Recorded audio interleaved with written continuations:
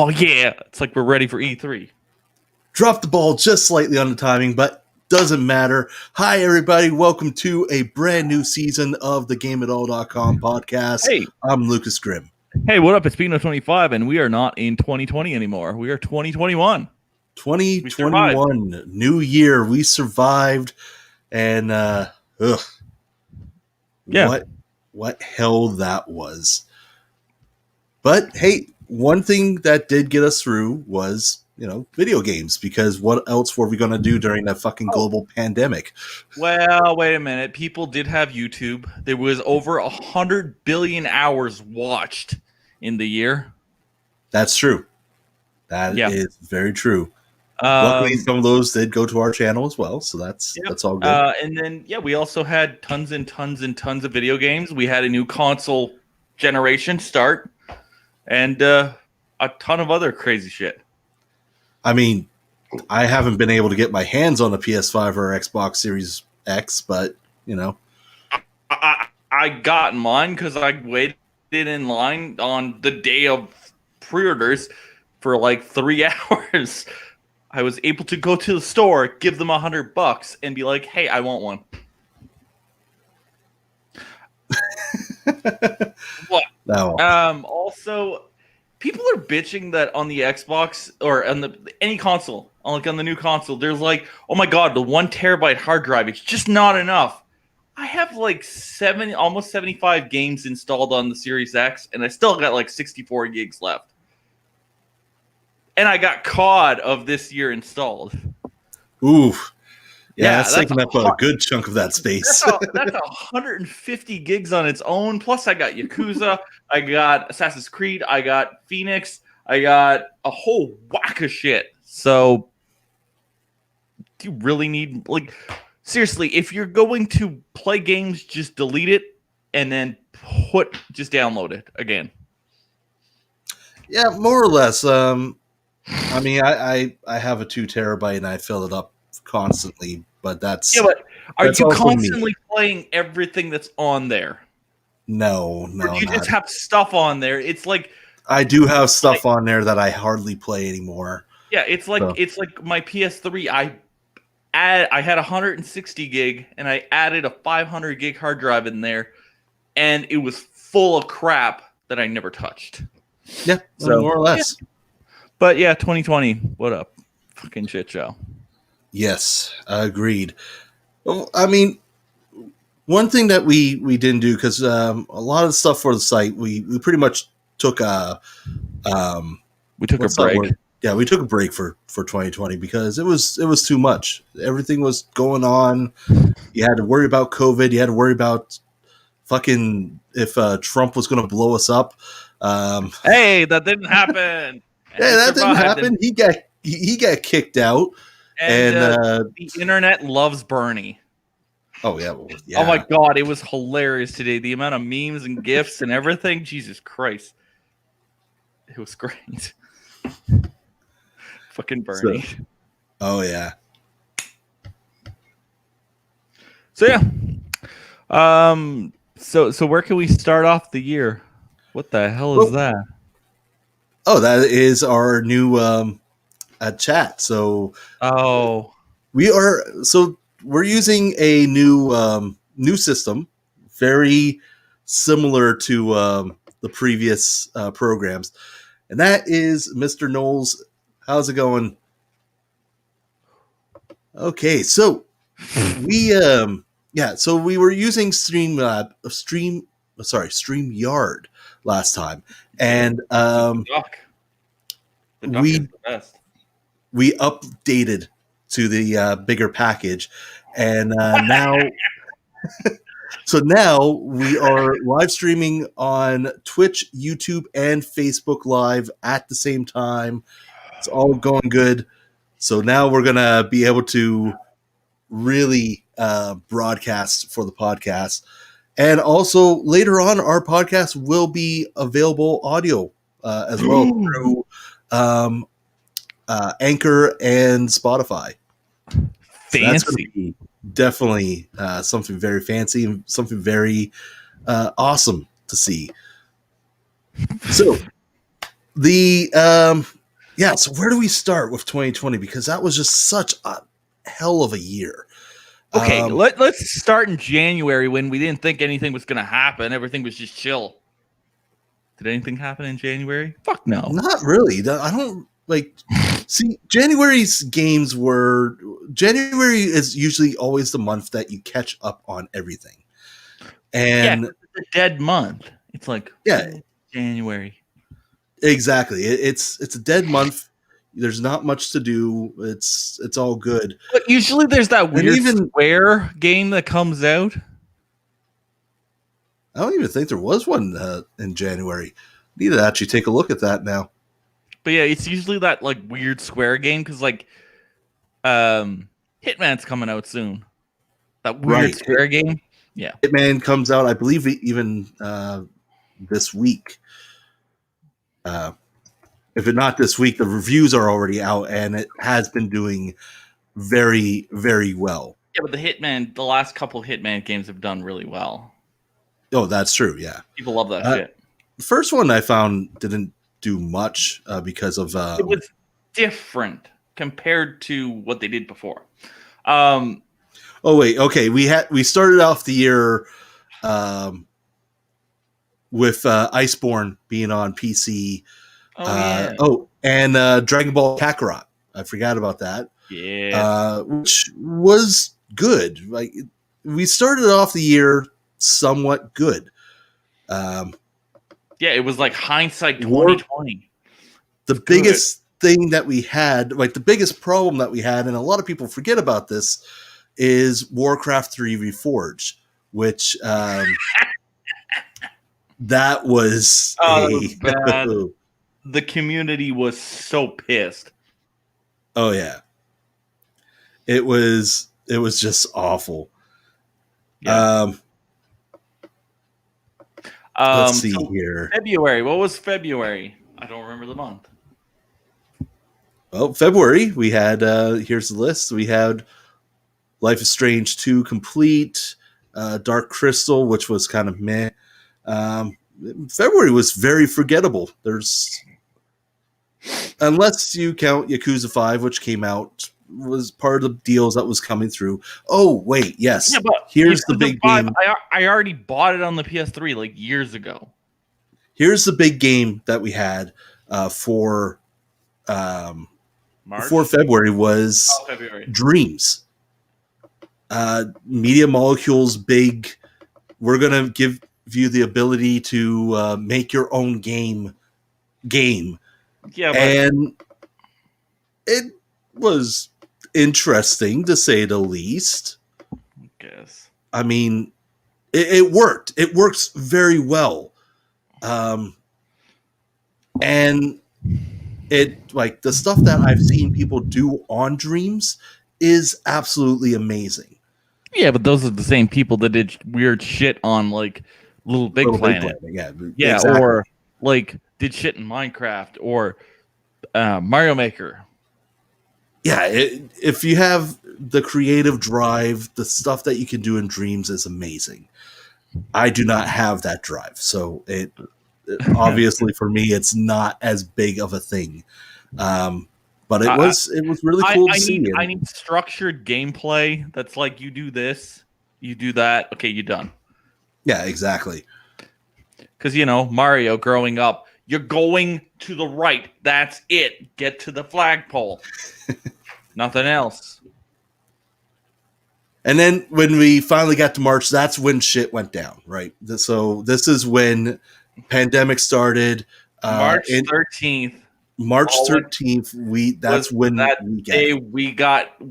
got closed. Yeah. Everything started closing, which also meant we had to change takeout. Got rid of all takeout. This is luckily right before the pandemic. Everything started.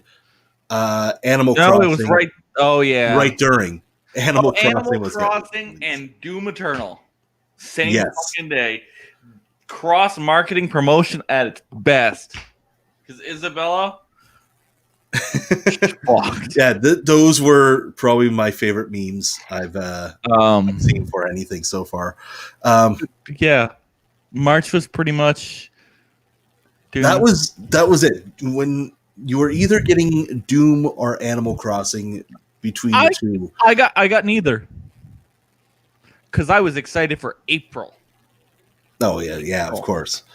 But of course, like Doom. No, you don't know what I was excited for. Mine was out there. Sly would agree. Maybe. I'm assuming Sakura Wars. Ah, yeah. I'm like, I know which one that you're talking about somewhere. Yeah, Amazon fucked me on that one.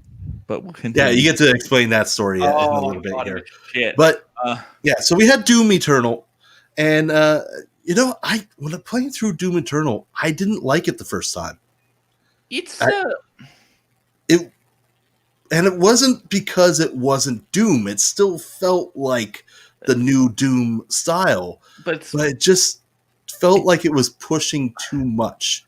Well, it's more colorful and more fa la la la. I don't know. Colorful and fa la la la la. Yeah, it's Christmas. That's exactly how we want to describe Doom. Hey, I am wearing the Wolfenstein shirt, so whatever. That's true. I don't know. It's just there was something about Doom Eternal that just the fact that it was almost too much strategy to it than it was like just go in guns blazing. And I know that sounds stupid as hell, but it was too focused on make sure you shoot this guy a certain way or else we will just ram you over. Yeah. It's just, I don't know. It was.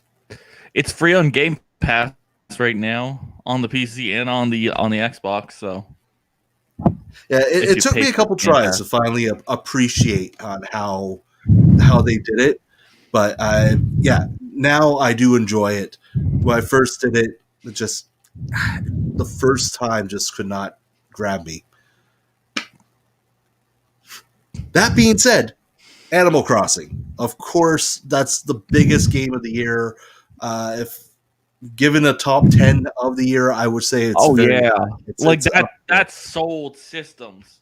That game had made the pandemic what it was, like made it bearable, along with that was like games like March and April when we knew nothing what the fuck was going on at all.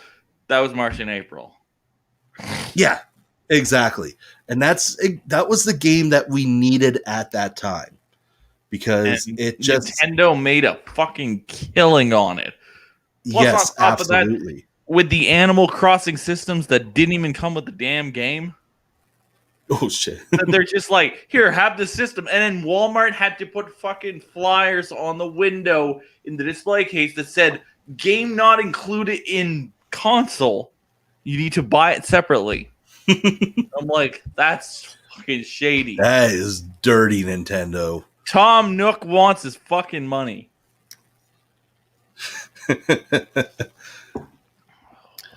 Okay, so what else do we have that was a big release in March? That was March. That was still March, and we had MLB The Show on. Oh yeah. The Panzer Dragoon remake.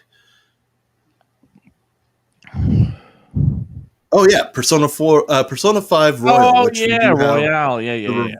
The review here up on our site. Yeah, Royale was like. See, when I walked into Royale, I wasn't expecting it to be a.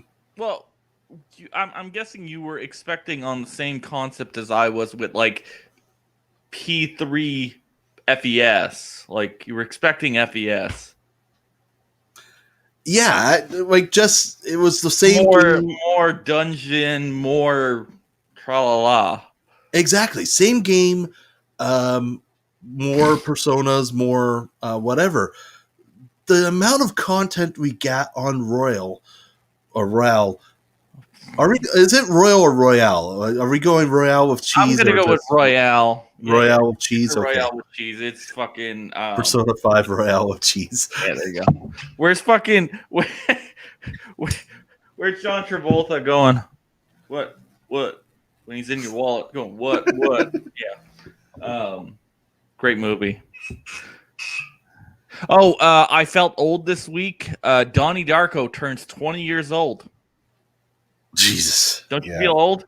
I feel old about like most stuff now. Young Jake Gyllenhaal right there. Movie Casino Royale Port. Yeah, okay.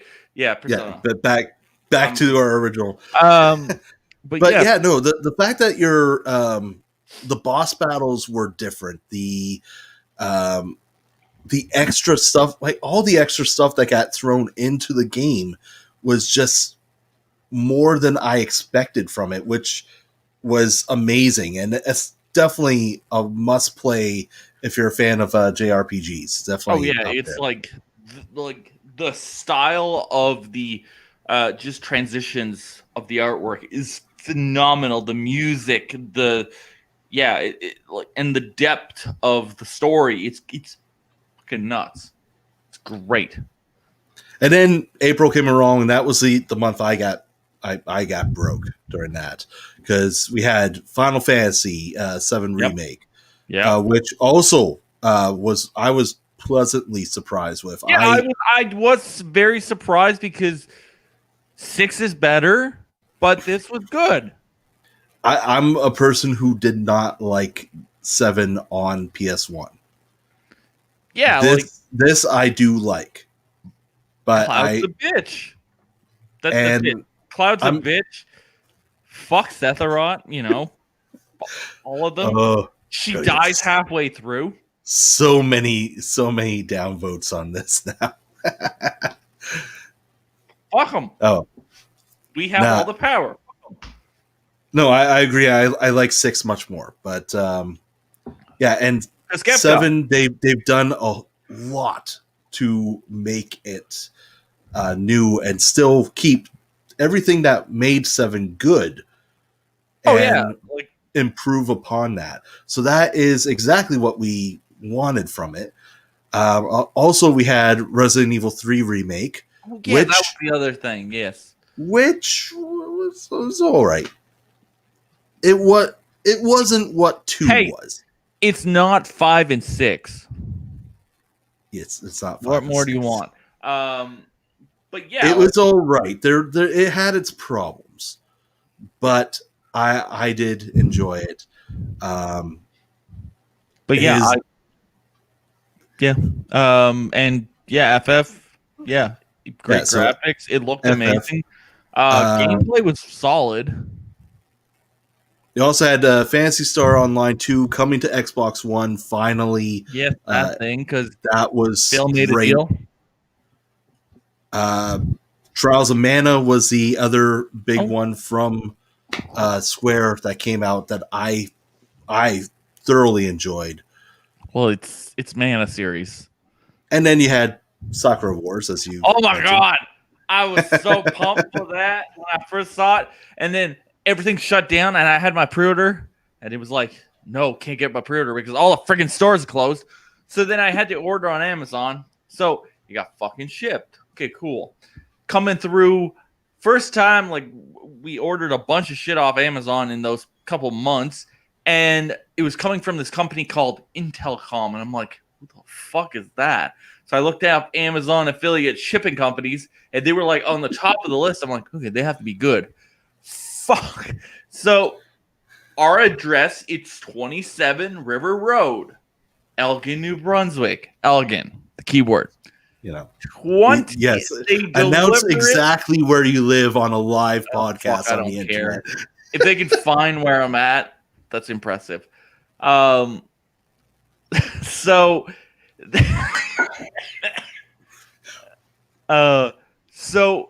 they fucking went to another place close to here, about 20 minutes away in Petitcodiac. They went to 27 River Road, and that's where they fucking delivered the package, they took a picture of the guy's deck. You're like, that's not mine. I'm like, what the fuck? I'm like, wrong. So then I had to call Amazon, tell them they fucked up, and then they had to send me another one. It took another week and a half for me to get my fucking game. I was not impressed. Ooh. But we've gotten a bunch of shit since then from Intelcom, and it's been fine. First time, just horrible. The first time is just, you know. Oh, and then the other thing that they do is they put it on your doorstep, and then they sign for it with NA, not applicable. Or not available. At least they take a picture, though, right? No. They just fucking sign it and then put it at your doorstep. And it fuck off. See, last time I had, because with the company that works for them in Miramichi, it's BNI. And no, BNI is completely different. Oh, okay. BNI is a bunch of shits also. They're fucking Brunswick News. And they're owned by Irving. Of course. Irving. Yes. So it's a bunch of shits. And then, yeah, they're not that bad. They're not bad. The problem is they don't give you tracking to say, hey, we're on our way. Intelcom does that. So, but we haven't had any problems since. I think it was when Intelcom was new to the problems. Okay. Yeah, probably. But fuck them all. I know there was one guy that did drop something off at the he dropped it off directly on the doorstep, took a picture and left. And I'm like, why the doorstep? There's just, you could just walk up 2 steps, throw it on the doormat, and then be like, that's it. It's called laziness. Yeah. But yeah, so I got my game after a week and a half of bitching, and then yeah, it was Sakura Wars. It's a bizarro mech game with girls in a like military kind of thing, and they're protecting against evil. See, you're not the one that usually buys the anime games. That's usually something that we see for Sly and Pentavis. Well, wait a minute. I do have whatchamacallit, the starts with an S there. Oh, Senran Kagura? Yeah. That's because we keep making fun of it so much that you had to buy it. It's amazing. Peach Blast is amazing. Best water gun fighting game ever. It's a very niche category.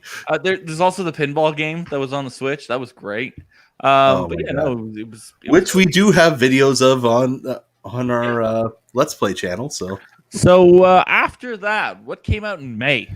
So May. I don't remember what we were playing in May. Also in March we had Streets of Rage 4.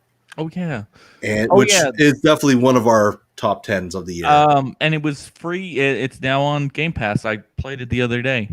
It is great. It plays exactly the same as 2 on the Genesis. May was kind of a slower month here as well. What came out? I don't even remember. I did stuff. Yeah, that's exactly it. One of the games that we had for review, which was Fury Unleashed, that came out in May, and definitely recommend it if you're a fan of roguelikes. It's a lot of fun.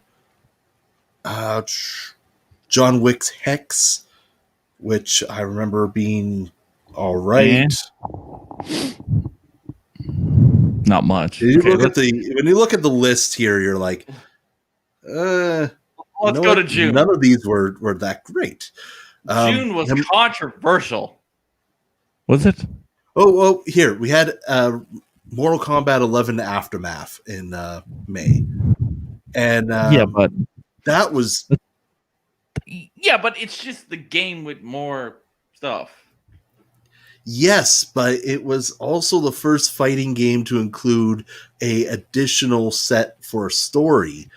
So I got to give it a little bit of extra stuff here that it was a legitimate expansion, not just, hey, we're going to add more characters.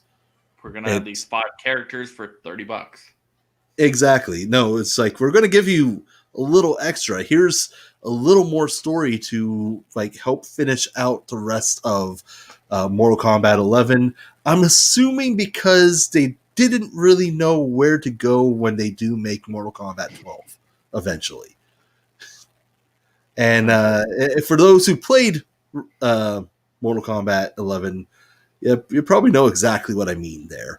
The way it ended was like, this is pretty much the ending of Mortal Kombat. How do we make 12? Tournament 2! So, in June, one of the games I enjoyed the most was actually Clubhouse Games 51 on the Switch.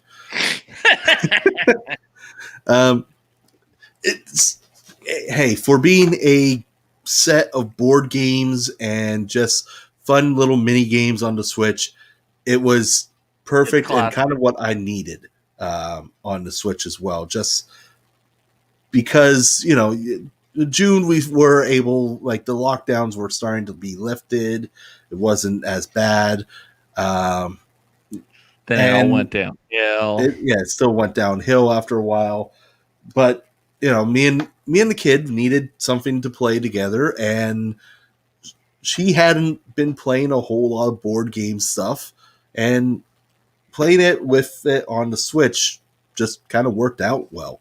Instead of me having to go buy a chessboard or checkerboards, I just picked that up and I learned how to play other games like that one that I can't pronounce that they made an anime for, and it looks super ridiculous. Parcheesi? Yes, that is definitely it. Parcheesi. Okay, I'm down for Parcheesi, the anime game.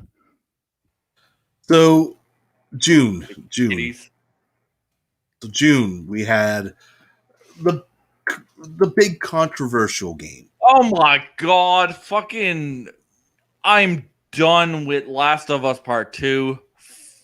No more. You know what? Played a bit of it. I finished it. It was okay. It was okay. It was good. It was good. It wasn't what we wanted, though.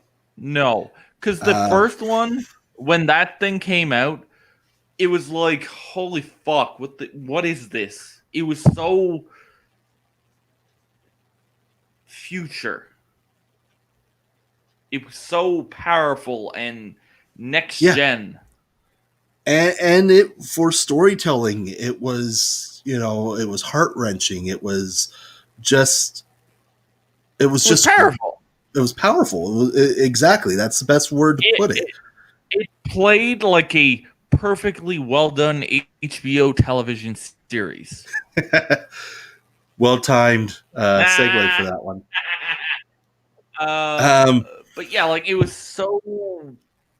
Yeah, it was so like there. That is it.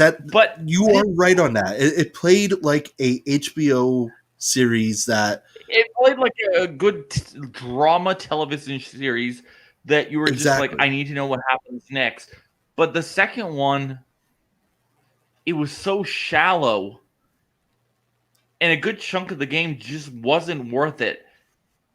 Like, she shouldn't have went after what's-her-face down south. She should have just stayed on the fucking farm, and everything would have been fine. But no, had to get revenge.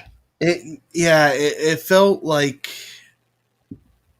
the story that was told wasn't worth it. Yeah, and they murdered Joel like right away, and like, I don't know. Like, I don't mind that they did it, but what I do mind is where nothing seemed to really come from it. Yeah, there was you had Ellie's major emotional like break from it and her need to like kill Abby, but it just there was no journey. There was no driving. Like, I need to do this. Yeah, It was senseless killing. I'll go with that. that's what it felt like. Yeah, and It was, that's where I really was very disappointed. it was essentially like Manhunt. I'm gonna go with that. Okay, that one might be a little too far to be honest, but It was like, I was like, what's the point to this? The first one had so much heart and soul and character, and you were going to this place, and that was the whole game, going to the place. This one was just like, you were going here. You had a reason. There's a reason why there's a reason why the game kept you in those locations to let you play it out. Like, I'm sure between one location and the other, Joel and Ellie had other moments that were just as like harrowing and suspenseful, but there was a reason that you were in the city, and there was a reason why the story pushed you towards that to show you more of what was happening. well, And this one just didn't do it. It didn't like, have that. It, I don't know. I don't And know. they were trying to. Well, they were trying to instill so much of like a specific message about what the game was, and it was more than, it was just like an ad going, "Hey, we're edgy, we're this, we're that, we support this, we support that." It was selling too much of a message and not being the game of what we wanted, because we weren't there for a message, a moral of, essentially a protest going, "Hey, rah rah rah, we need to support this." It just wasn't the damn game. I bought the damn game because I wanted to play the game, not get a message. I don't necessarily think that part's correct. Well, and then the It's just fucking director went all, he had fighting with freaking what's his face. Yeah. But listen, the less that we talk about that whole drama, probably the better, to be honest. So after the whole game came out, then everything went to shit because it just, I don't know. It just, it was a bad situation. The meaning and everything that led up to the meaning of the game just did not equal right. Like, it didn't deliver. It didn't feel right. It didn't feel like this first game. The first game built so much of it was something special. And then the second one, it just fizzled out. It just wasn't good enough. So what did we do anything else in June? I'm done of being this depressed topic. It's very depressing. Well, we had Pokemon Smile, the teeth brushing Pokemon game, which I think got talked about for like a couple weeks and then just completely died. No one else talked about it. It was like, yeah, it's Pokemon Smile. That's the thing. Anything else for June? No, not really. Okay, July. Moving on to July, we had a few very interesting ones. We had, Death Stranding came to PC. That's another one that's, controversial in its own right. Super widescreen. And all the fucking things, and full blown probably modded Norman Reedus penis all the time. Likely, probably, perverts on the PC. Of the list I'm seeing here, we reviewed Skater XL, which as a skating simulation game was great. But at the time of our review, the content was just not there. So I did give it a fairly low score. Versus, let's say, Skate 3 from EA. Okay, yeah. So, we'll talk about it that way. Versus as Skate 3. Skate 3, in terms of controls, Skater XL has everything that made Skate feel awesome and improved upon. Okay. So control-wise, I definitely say Skater XL, definitely in that area. Okay. Skate 3, though, had much more content and gave you a reason to be doing the things that you were doing, with even just being, hey, you have some goals to do here. Try to get the points up in this. Pretty much Skater XL was free skate. So you go into the level, you skate around, you do whatever you did, and that's it.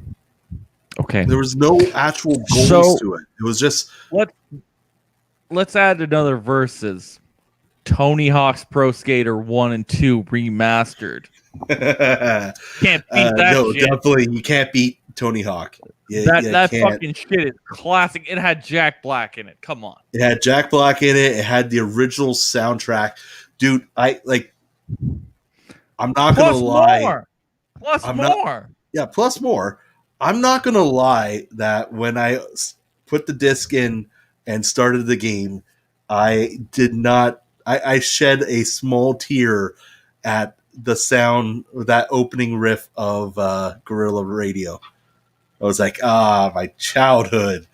And then I realized how old the original one was, and then I felt old. It's and like it's like popping in fucking Need for Speed Underground 1, and you got fucking Lil Jon. Yeah, no, that's exactly it. You get that's Need for Speed Underground. Oh my god! Like I'm just like, holy fuck! That's my childhood right there. Like that's my jam. Jesus. Yeah. So that came out. What else came out? Light had its special add-on, Ghost of Tsushima. Yeah, so June 17th, Ghost of Tsushima came out. Oh my god, the fucking everything. This was the thing. Like Ghost of Tsushima, I almost did not know what to expect from it. And that was thankfully because of they pulled a Horizon on us. Like, yeah, their trailers were very just so majestic and moving.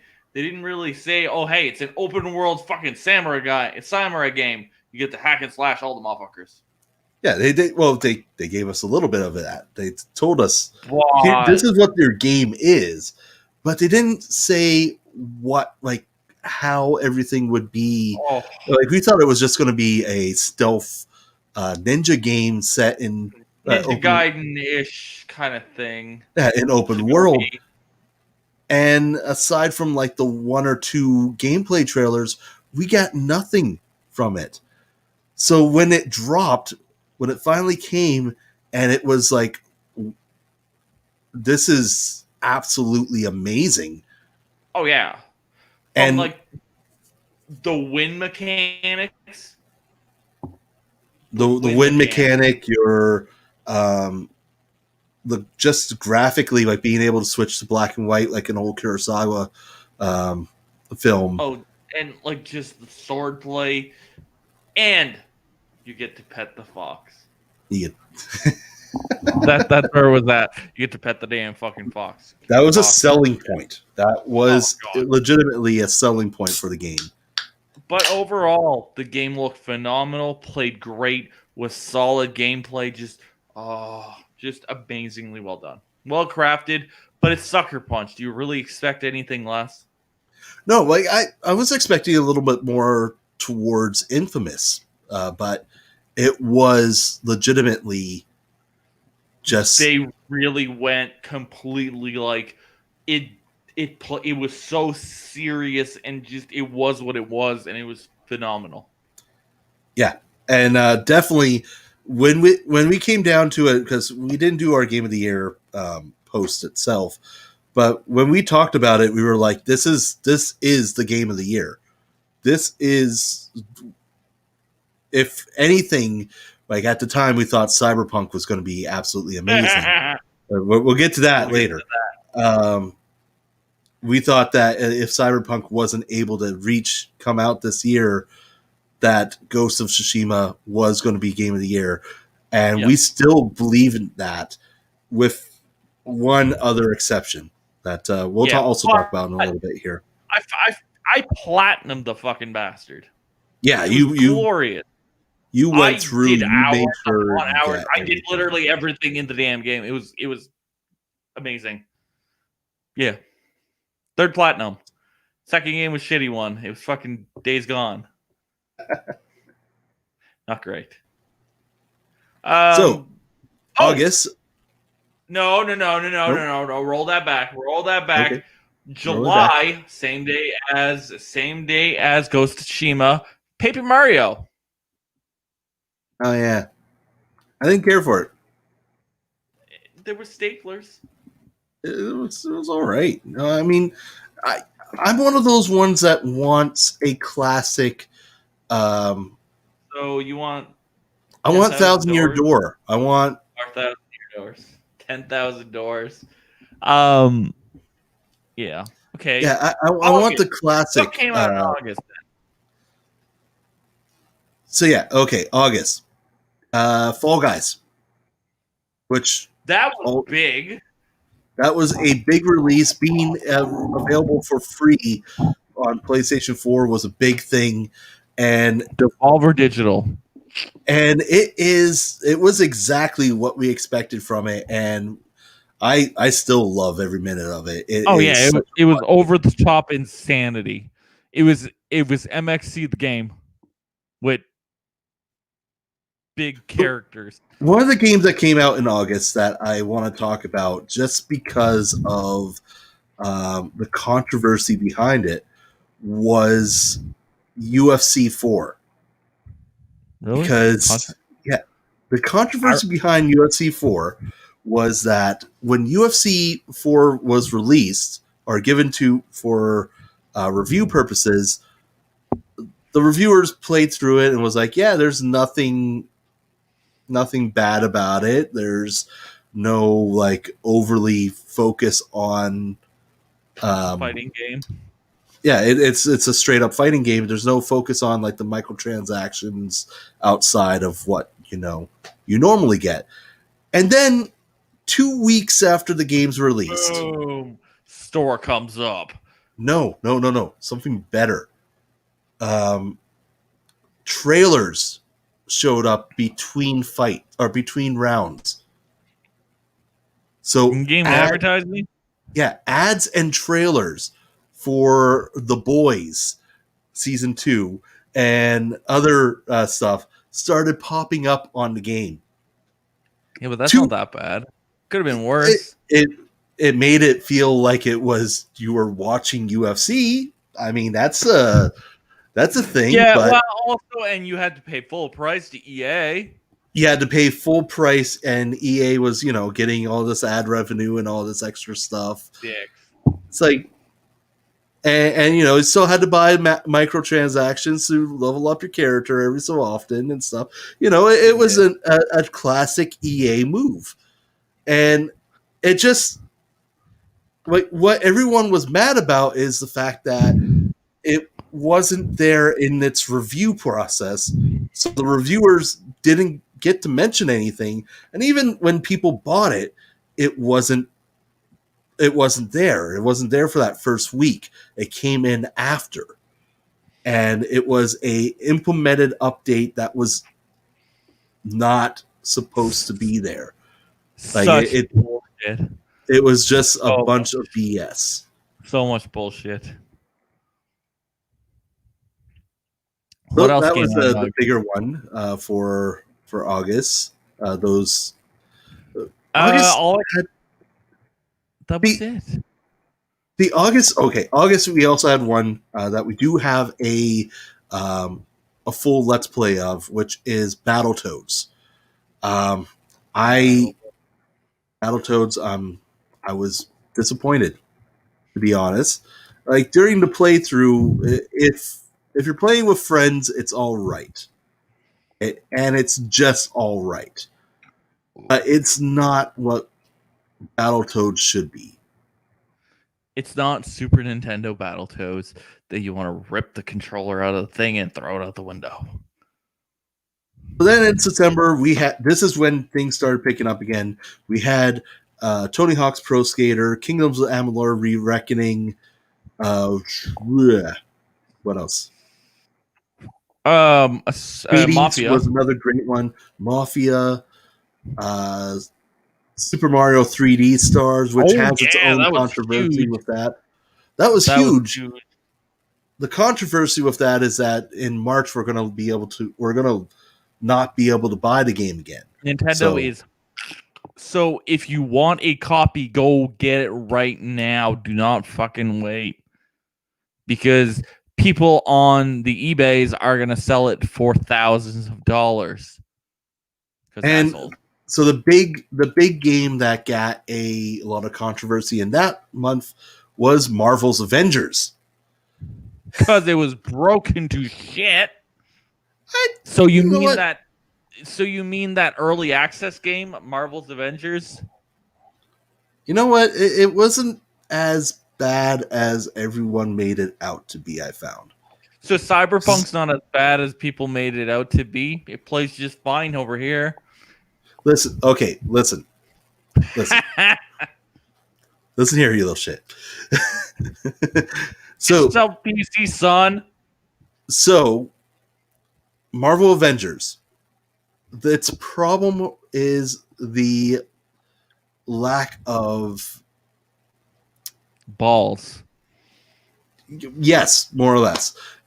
You have, it plays fine. The frame rate does have a few problems when it comes to everyone using their ultimate power at the same time. And other the next gen console, you're good to go. But if you're on, I've gone through the entire single player, I've played a lot of the multiplayer, and Avengers played fine. It's just its content got stale.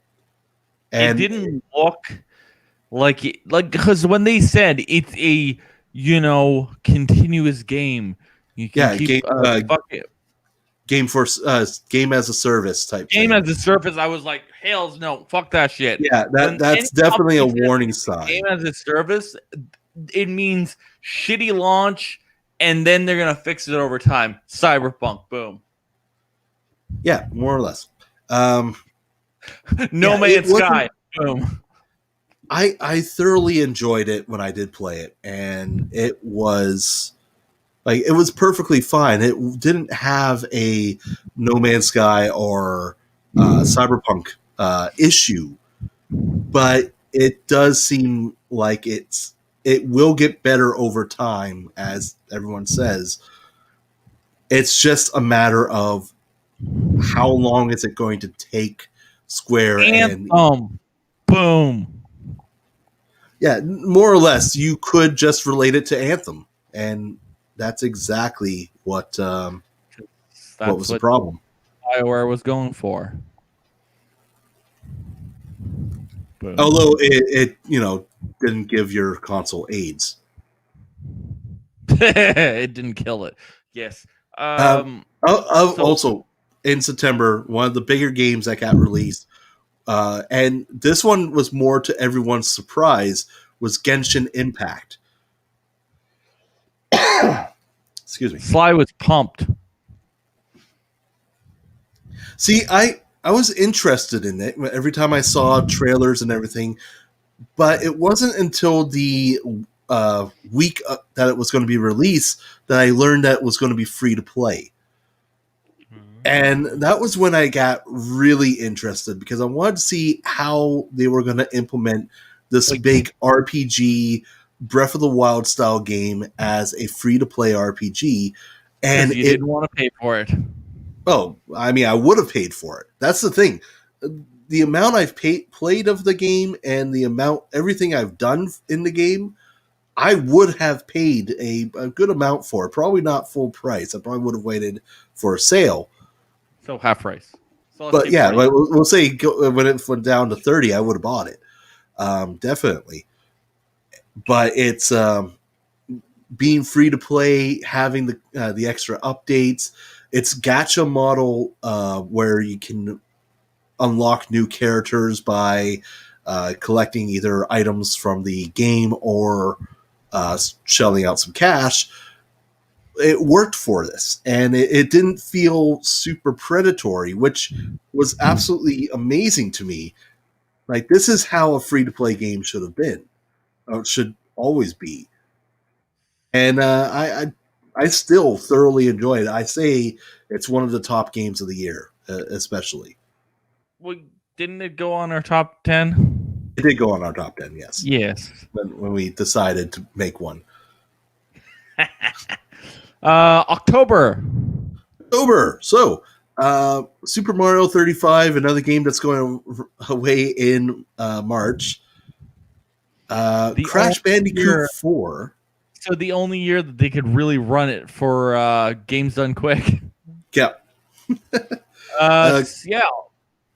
Crash Bandicoot. Crash Bandicoot. I've played a bit of it. It's all right. It's Crash. It's good. Platformer. It's everything you want Crash 4 to be. It's an upgraded version of Crash Bandicoot. Cool. What else? Star Wars Squadrons, which is amazing. Yes. Everyone this was the game, the one Star Wars game that I'm like, oh, you know what? I've been betrayed by Battlefront. Jedi Fallen Order was all right. Well, it was actually really good, actually. But yeah, it was really good. But I wasn't Star Wars Factor 5. Yeah, it played. It felt like it was. It felt like the old N64 and GameCube games. It felt great. Exactly. So, and it's been on sale lots of times for like $30. Yeah, exactly. So it's definitely worth the money. Yeah. So, what else came out in October? I think there was other stuff. The next big one for me, next big one was No More Heroes 1 and 2 coming to the Switch, which it's a port of the Wii game, but I was thoroughly happy to get those games back. I just want the third one. We definitely need the third one. I don't care. I just want number 3. I don't care about 1 and 2. I just want the third one. I already have 1 and 2 for the freaking Wii. Just want it now. So, and also the big game of October I found was Watchdogs Legion. Yes, which phenomenal Golden Girl simulator. So, when Ubisoft announced Watchdogs Legion, and they did it by showing off the fact that you can recruit anyone and you can build your own team for DedSec. That was a really cool idea, but we were worried inside, saying this sounds too much like Ubisoft straying from their they're experimenting with something that I don't think they know what they're doing. It like their first couple trailers, like when they first showed it at E3 for a couple of years, I don't know, it didn't look like. I was like, okay, I want to play this. It was like, It sounded like when Ubisoft first announced Watch Dogs, and you were like, holy fuck, you can do all this crap. And then you get the game, it's like, no. It's very basic. Or the Division 1. Yeah, exactly. See, because like we say with most things with Ubisoft, they have that curse where if they're going to try something different, their first attempt that they try it is not going to succeed.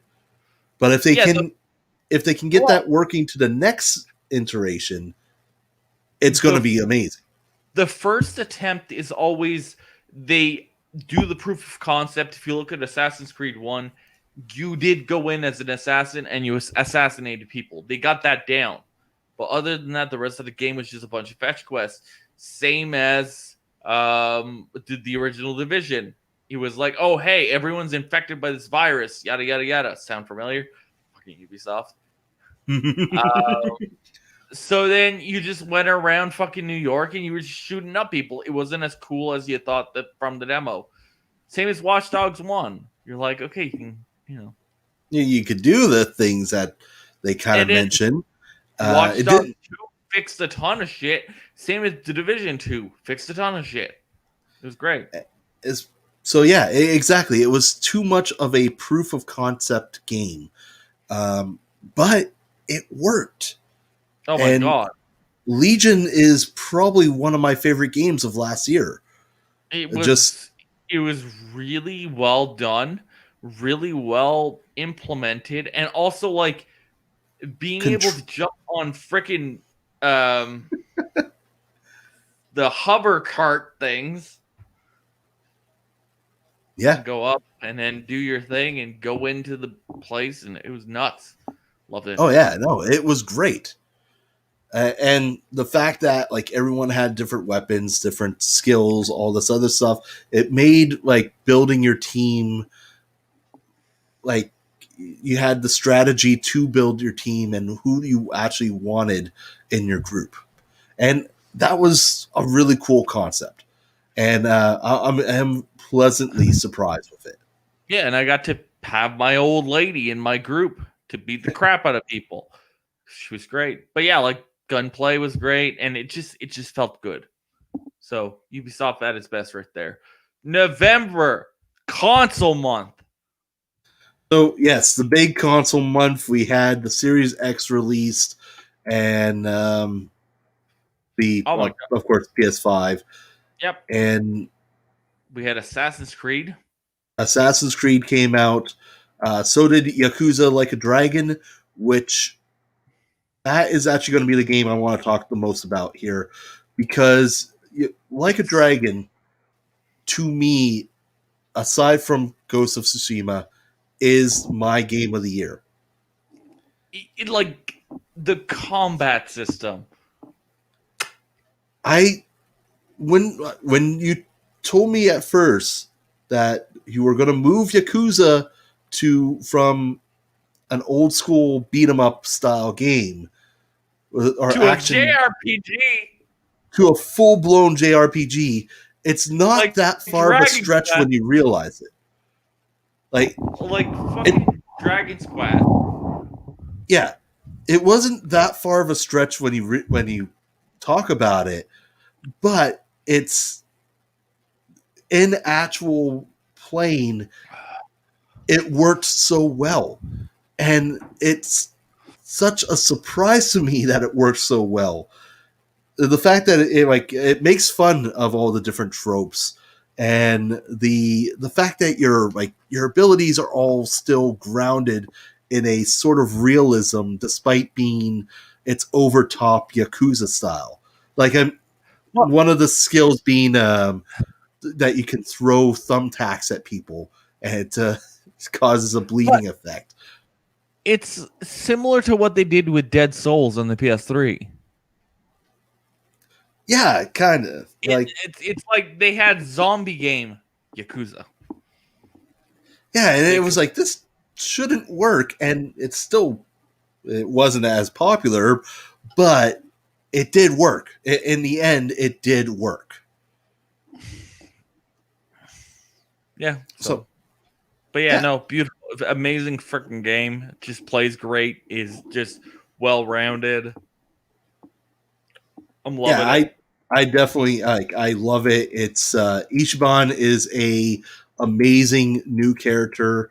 Like that was the other thing. You're moving away from Kiryu and moving to this new character who thinks of fights in a Dragon Quest terms. And yes, he is great. Because he stayed in his apartment for too long. Exactly. And Okay. yeah, no, he is probably the most lovable character of like anything I've seen in 2020. Yeah. And And also great use of English voiceover mm,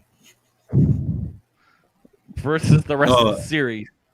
I love the one joke that they get to make fun of that too, because there one mission is a American tourist is comes up to you and starts speaking very slowly. He's like, "Do you speak English?" English. Oh, this guy's speaking English, and then Ishban just kind of stares at the camera. I'm like, oh god, that was ridiculous. So what else came out in? Oh, the other big game in November being Assassin's Creed Valhalla, Yes. and It, damn, it, Valhalla is everything that the Assassin's Creed games, the last three Assassin's Creed games, has been leading up to. Like, aside from the fact that it's also the story, like leading up to the part in the story, everything is a vast improvement. well, You're they took what they learned in Origins and Odyssey and just like made it better. Yeah. And also dual freaking battle shields. That is so ridiculous. It's amazing. It's great. But yeah, battle axes for sure. Okay, so let's talk about the big month. God. Here we go. The big month. So December. December came around. November 10th was the day. So. Oh, no. November 3rd. Let's start with November 3rd. Immortals Phoenix came out. No one bought it because they knew it was going to go on sale after Christmas. And that is exactly did. And whoever bought it after that realized it was such a fucking great game. Yeah, because it looked like crap when Ubisoft first showed it off. Dual shields.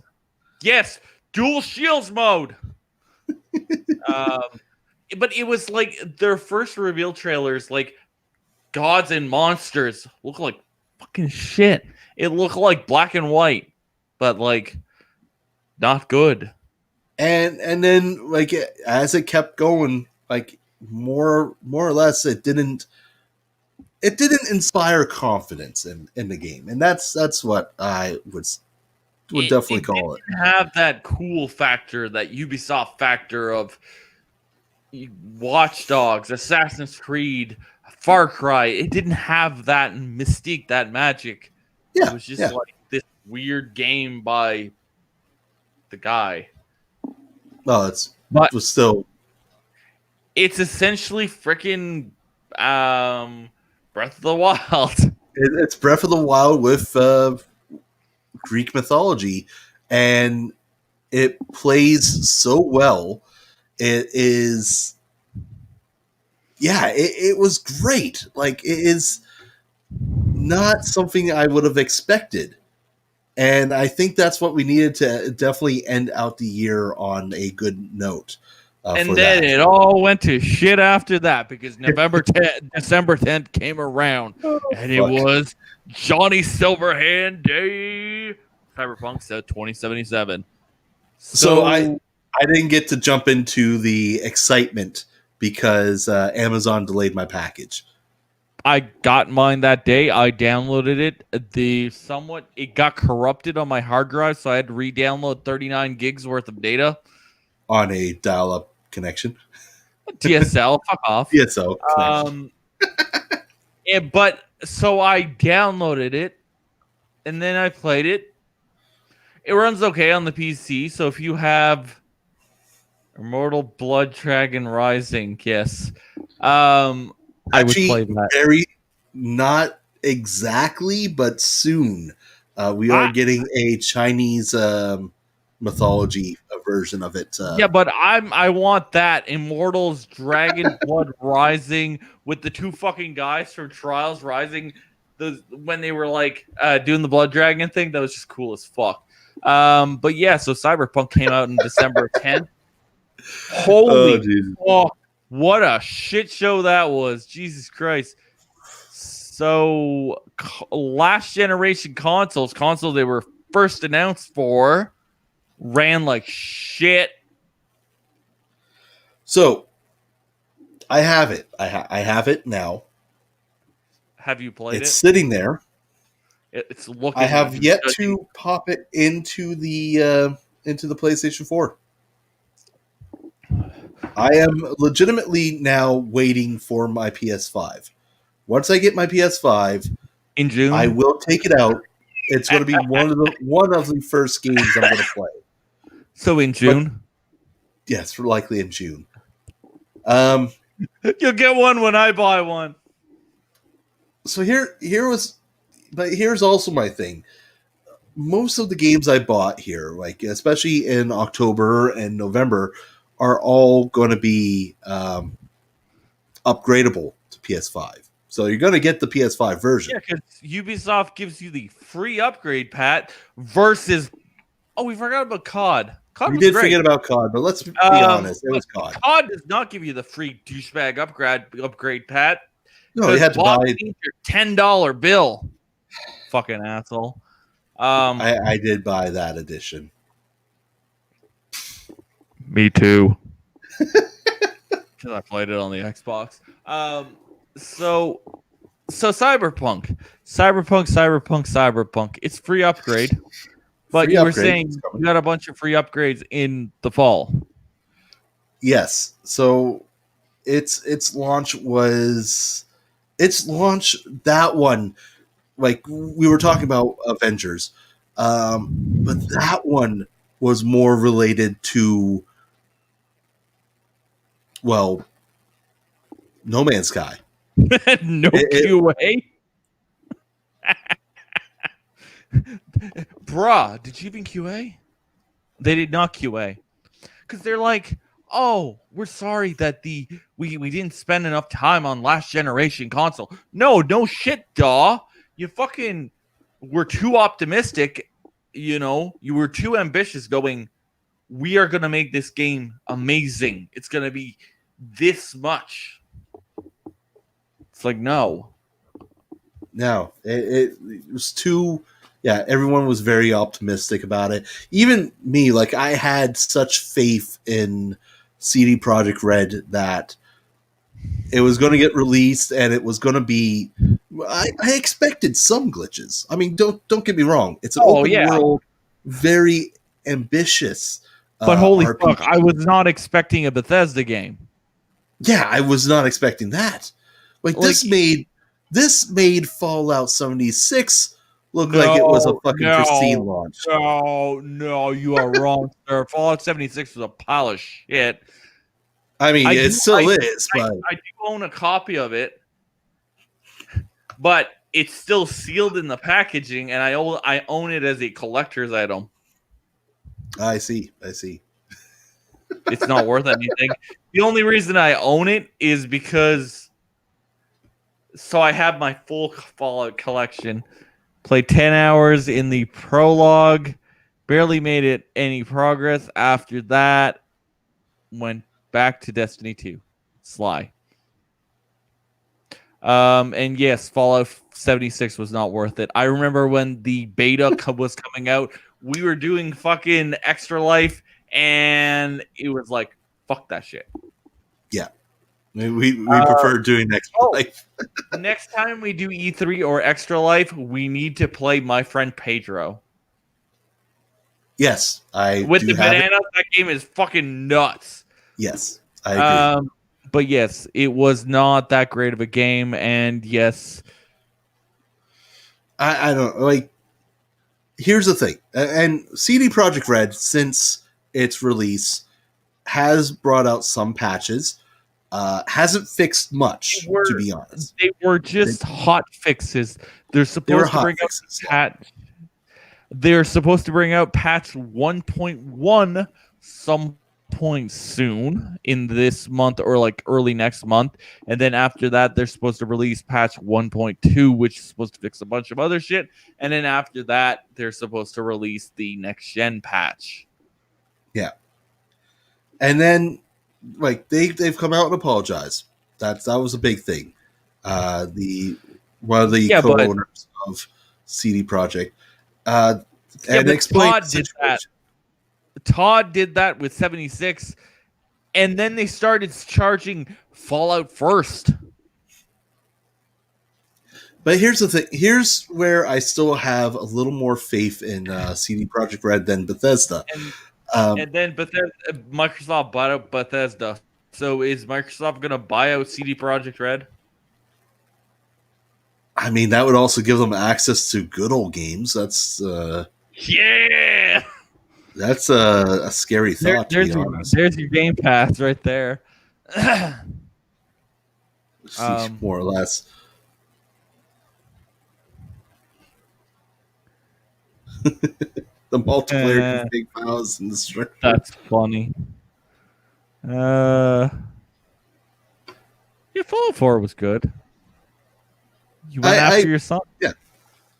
I did enjoy Fallout 4, and it also runs better on next gen hardware because there's SSDs. The load times are out the window. For Fallout or Fallout 4, yes. It is optimized on next generation with the SSD, and it makes loading so much better. It takes like 10 to 15 seconds to load a quicker zoom, or if you're like fast traveling somewheres, it's amazing. But continue. Okay, yeah. So what was I saying? It was they came out to apologize, but the thing is, we still have seen that CD Projekt Red is still very focused on delivering. They're in the same state as No Man's Sky about like a couple months after, and then is it Tim Murray or Sean Murray came out and was like, "Hey, we're gonna fix this." So then they kept releasing new content month after, like every couple of months. They kept releasing a big old expansion, and they kept making the game better and better and better. And today, No Man's Sky is great. Yeah, so I can see that. I know that's going to be the case. It's like those fixes and stuff. That's going to be the case. And I do believe CD Projekt Red will deliver on that because of exactly what we got with Witcher. Because Witcher 3, when that first released, although in much better condition than Cyberpunk, they did deliver stuff that made the game even better as it went on. So like the glitches, their devotion, the DLC. Yeah, the DLC, the devotion to the game and to get the stuff back up to where they had on the standards, at least was there. That they pushed the envelope, and also and I feel what happened with Cyberpunk was more of they were trying to do too much with what they had. Yeah, there was too much of what they had. There was a lot more pressure on from fans and investors. It's like, I have a weekend and I want to accomplish all this stuff in this much time. Yeah, exactly. No, like it doesn't happen. There was too much pressure from investors and fans that wanted the game out. Because I remember when they did delay it that one time, and it was bad. Death threats and everything just got thrown right at them. And it was bad. So I don't blame them completely.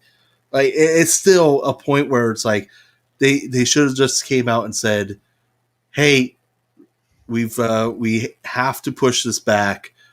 There is problems that we can't fix at this moment. Yeah. So it's going to take some time. We apologize again." And just finally do that. As much as those threats of everything was coming out, it needed to be done. They should have pushed it. But we're in the situation we are. Whatever. Now, it came out, and now they're saying that February is going to be when the game releases. Yeah, we're in early access right now. I played it. I finished it. I had like 65 hours worth of gameplay. It was fine on the PC. I had to kill the application and restart the application every like 2 hours because there was weird clipping and glitching, and like he would T-pose in the car, and then like there was graphical glitching, and my favorite one was what was it? Audio glitching. So there was a mission that you had Johnny, and there was this like super heavy rock music playing, and it just kept playing after the mission ended. I was like, what the fuck? It's like, why am I still hearing the boss music when the boss is dead? Yeah, pretty much. And I was like, what the fuck is going on? And it was like, I've seen some lovely glitches for the game. Oh, it was great. But I finished the game. I got to the end credits. It was what it was. I will buy it again when they release the console version for next gen. I'll buy it then. I'll play it again. So, and that's our recap of 2020. It was a shitty year. Shitty year. Overall, like we said, if we're gonna pick out the game of the year for us, to me, it was Yakuza. Yakuza Like a Dragon. It was like so over the fucking top. It is amazing, and I can't wait for the next gen. Apparently, the next gen versions will not have like cross save, but at this point, I actually do not care. Dragon Quest Yakuza, yes. He is the boss now.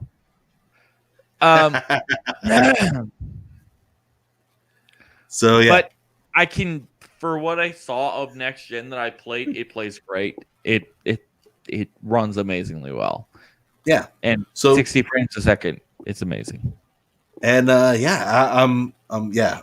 don't care if I have to restart it if when I get it on PS5. It will be. Like, the content is just so great. The story content absolutely. Is just phenomenal. So there is one thing I want to talk about before we leave, and that is what is technically one of our most anticipated games of 2021. Which we got new information on yesterday. Well, 2 days ago. Oh no, yesterday. Yes? Thursday. Yeah. No, that's yours. Mine is Resident Evil Village. Yeah, because I'm the weird one with the weird wanting of weird games. Between you and Pentavis, I mean,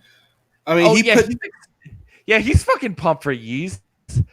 Yeah, that's right, Sly. You pumped for Yeez, right? Yeah, love Yeez. Classic series. But he's pumped for Dragon Quest Yakuza. But Destiny 2. So Resi looks fucking amazing. Resi 8 or Resi Village, Resident Evil Village, does look like it is the spiritual successor to Resident Evil 4. Yes. Down like, to the fact that they've added back its classic inventory. Well, it's essentially Resi 4 meets Resi 7. That's perfect. That is more or less what I want from the next Resident Evil game. And the entire internet is loving it, and especially very horny for the giant vampire mommy queen, which, I mean, sure, I can see where they're getting at. I'm just worried about whatever the hell she's going to turn into at the end when we have to kill her. But that's me. But the fact that yes, it is down to everything that we've seen of the game, it is Resident Evil 4 in first-person view, with a new type of bad guy, being werewolves, being vampires, being witches, and maybe even the woods itself from everything that we've seen. And I'm super excited to play it. We do have a link on the site. I'm not surprised that he's excited for Neptunia. It's Neptunia, come on. He loves that shit. But yeah, no, like Resi looks amazing. It's like it's a continuation of what they were able to fix with the renaissance of 7. Because 6 was crap, and then they fixed it in 7, and 7 was phenomenal, and they're just continuing with 7. I'm going to say all of this is thanks to the new engine. The RE engine is it's phenomenal. yes, It works amazingly well. It's that next gen engine that we needed. yes. That like I want Capcom to use it for other like to bring back other games. Like imagine Onimusha on the engine. Considering how much damage Dino Crisis. Fucking yes. Dino Crisis. Imagine that with the RE engine. It's just because we've seen it works even great with high action games like Devil May Cry 5, which still looks phenomenal. OMG RE. But yes, no, absolutely. That game has escalated to my main priority of next year once it comes out. Because Resi 4 has been it's coming fairly soon. Yeah, May 7th is the release of Village. PS5 owners. Well, demo. Yeah, but no, I was surprised that it was coming out that soon. Yeah, that's well. Even from the trailers we got, like it did look like there was a lot more content that was like solidified there, and even for like being like just a hey, here's a new trailer. It's like, yeah, no, you guys have a lot done on this game still. Mm-hmm. Because like they showed it a couple of years ago, and it was like, okay, this is very CG. I'm like, okay, this looks good. But like, when's it coming out? Like, where you at? And then it's like, boom, we're releasing in May. Boom. And like they've been working on it for a while. Then probably while RE2 and RE3 was keeping us. That was most likely RE2 and 3 were essentially from a different team. Yeah. So it's likely, hey, we'll keep everyone occupied and happy with the Resident Evil franchise by giving them 2 and 3 remake and then do this. But we're also getting, as I mentioned, the PS5 gets a free demo right now. And it's a prequel to what we're going to see with the continuation of Ethan's story. We also are getting a multiplayer that's going to be free with a new multiplayer game. It's going to be like Resident Evil Resistance, but not a 4v1. So, and don't get me wrong, Resistance isn't bad. It's just it's not the best. It doesn't have the longevity that it needs. It's definitely a very you need to be playing with your friends directly, because playing with strangers does not play the game well. And the playing as the actual planner, I forget what they're called now, isn't as fun as playing as the survivors, and it's just not as good. But Reverse, as it called, is gonna have you play as a number of different Resident Evil characters in a like 4v4 team deathmatch with zombies and other mutants running around, kind of similar in the idea to how Umbrella Corps was, but without the fact that Umbrella Corps is going to make you crawl at full speed and just be sucky.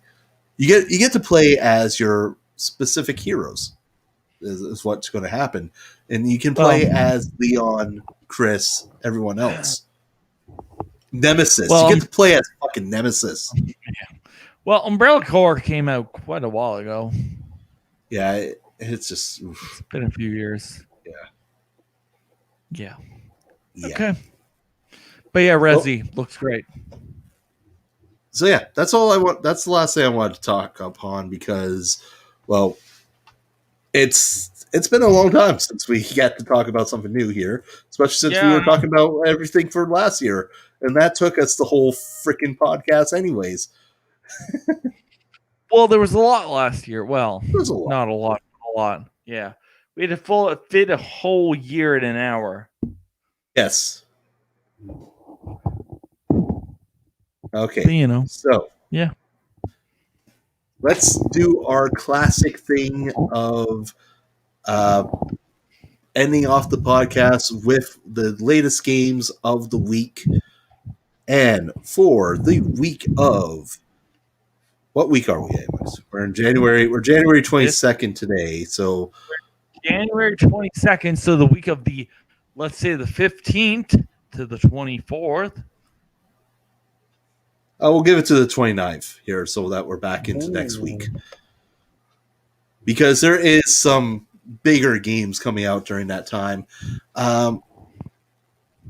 So started on the 15th, we had Scott Pilgrim versus the World, the game, complete edition. Yes.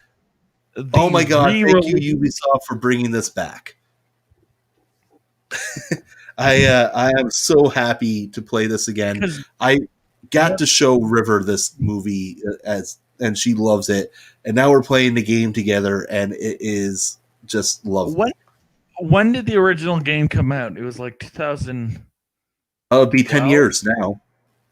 Oh, fuck, I'm old. Yeah. No, this is it's because of the 10-year anniversary.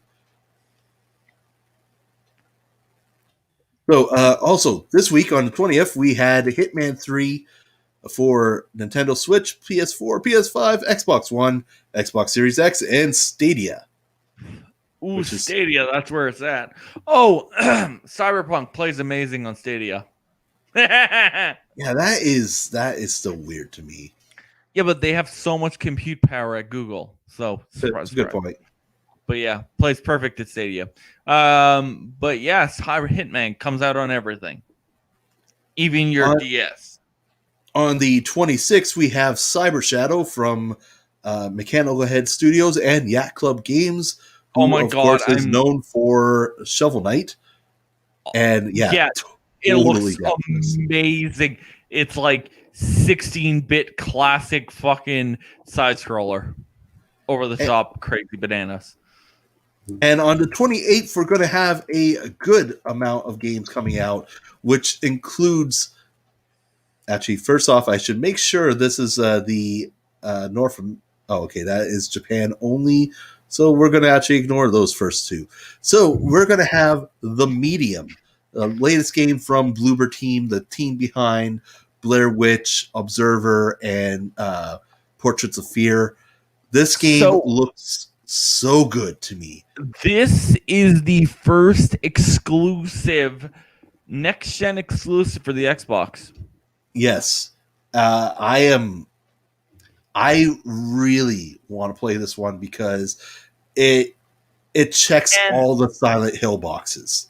And it's free on Game Pass. So if you have Game Pass and you have an Xbox Series S or X, you can get it for free. It's great. Also, we have the roguelike Sword of the Necromancer for Nintendo Switch, PS4, and Xbox One.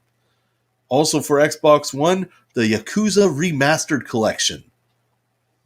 Also coming to Game Pass. So you can get all 6 games in the series. And if 7 games. And for the anime fans, on the 29th, we have ReZero Starting Life in Another World, The Prophecy of the Throne for Nintendo Switch and PS4. It is a visual novel and tactical role-playing game from Spike Chunsoft. And based on the great anime of ReZero.